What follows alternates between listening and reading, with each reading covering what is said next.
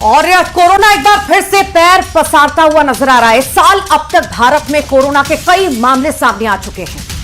जिन राज्यों में ये मामले सामने आए हैं उनमें दिल्ली, महाराष्ट्र, कर्नाटक, उड़ीसा, तमिलनाडु, गुजरात, हरियाणा, मध्य प्रदेश और केरल शामिल हैं।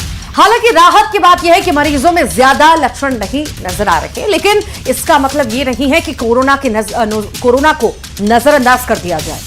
अभी कोरोना की शुरुआत है और ऐसे में हर व्यक्ति को सावधान और सतर्क रहने की जरूरत है। उधर स्वास्थ्य विभाग की ओर से अलर्ट जारी किया गया। अस्पतालों को इंतजामों को दुरुस्त करने के दिशा निर्देश भी जारी कर दिए गए हैं। साथ ही लोगों के लिए भी एडवाइजरी जारी की गई है। स्वास्थ्य अधिकारियों ने लोगों से सावधानी बरतने की अपील की है। खांसी, जुकाम या बुखार जैसे लक्षण वाले लोगों को बाहर जाने से बचने, टेस्ट कराने की सलाह भी दी गई है। साथ ही मास्क पहनने और सामाजिक दूरी का पालन करने की सिफारिश भी की गई है।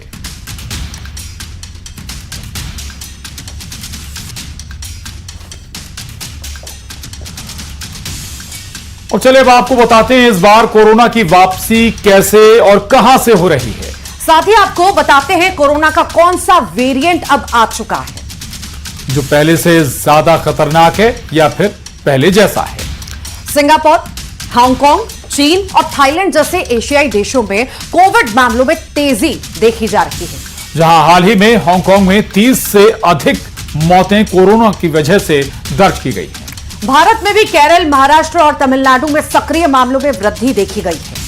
ओडिशा, कर्नाटक, हरियाणा, दिल्ली, गुजरात, मध्य प्रदेश और छत्तीसगढ़ में कोरोना के नए मामले सामने आने के बाद से हड़कंप मचा हुआ है। केरल में 182, महाराष्ट्र में 210, कर्नाटक में 16 मामले दर्ज किए गए हैं कोरोना के।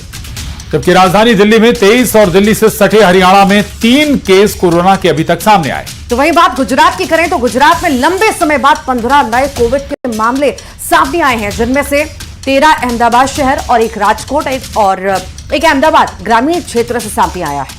वहीं मध्य प्रदेश के इंदौर में 2 मामले दर्ज किए गए। केंद्रीय स्वास्थ्य मंत्रालय के अनुसार देश में वर्तमान में 257 सक्रिय कोविड मामले हैं, जिनमें 164 नए मामले शामिल हैं। और इस नई लहर के लिए ओमिक्रॉन का JN1 वेरिएंट और इसके सब वेरिएंट्स LF7 और NB1.8 जिम्मेदार हैं। विश्व स्वास्थ्य संगठन यानी WHO ने JN1 को दिसंबर 2023 में वेरिएंट ऑफ इंटरेस्ट घोषित किया था। यह वेरिएंट ज्यादा संक्रामक है, लेकिन विशेषज्ञों का कहना है कि यह पहले के वेरिएंट्स की तुलना में ज्यादा खतरनाक नहीं है और ज्यादातर मामलों में हल्के लक्षण जैसे बुखार, खांसी, गले में खराश और शरीर में दर्द देखा जा रहा है। इंदौर में कोरोना को 2 पॉजिटिव इंदौर में केस आए और मरीजों की केरल और अहमदाबाद की ट्रैवल हिस्ट्री भी पाई गई है। वहीं दोनों मरीजों को होम आइसोलेशन में रखा गया है। दोनों की हालत सामान्य बताई जा रही है। स्वास्थ्य विभाग के मुताबिक इंदौर में जनवरी से अब तक कोविड के 5 मरीज मिल चुके हैं और एक मरीज की मौत हुई है, लेकिन ये दूसरी बीमारी की वजह से हुई है। जरूर ओपीडी में उन्होंने जांच कराई है और उसमें से 2 पॉजिटिव आए हैं। एक की आउट ऑफ इंदौर की ट्रेवल हिस्ट्री है और एक की उम्र 33 साल है, एक की उम्र जो है वो 30 साल के है और दोनों मेल पर्सन है।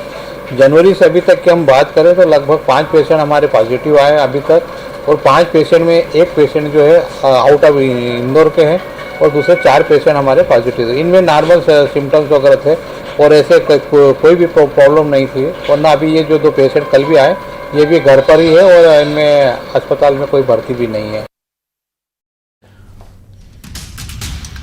और महाराष्ट्र में स्थिति चिंताजनक बनी हुई है, जहां एक सर्वे के अनुसार 22% परिवारों में एक या अधिक व्यक्तियों में कोविड, फ्लू या वायरल बुखार जैसे लक्षण पाए गए। लोकल सर्कल्स के सर्वे में यह भी सामने आया कि 20 लोग ही वायरल लक्षणों के लिए कोविड टेस्ट करा रखे हैं और जिसके कारण आधिकारिक आंकड़े वास्तविक स्थिति को कम आंक सकते हैं। महाराष्ट्र में जनवरी 2025 से अब तक 132 मामले दर्ज किए गए हैं, जिनमें से 126 मुंबई से हैं। राज्य स्वास्थ्य विभाग के अनुसार 6206 सैंपलों की जांच में 132 पॉजिटिव मामले सामने आए हैं। सर्वे में सुझाव दिया गया है कि कोमोरबिडिटी वाले लोगों को टेस्ट कराने की सलाह दी जाए। क्योंकि वे कोविड के जोखिमों के प्रति अधिक संवेदनशील हैं।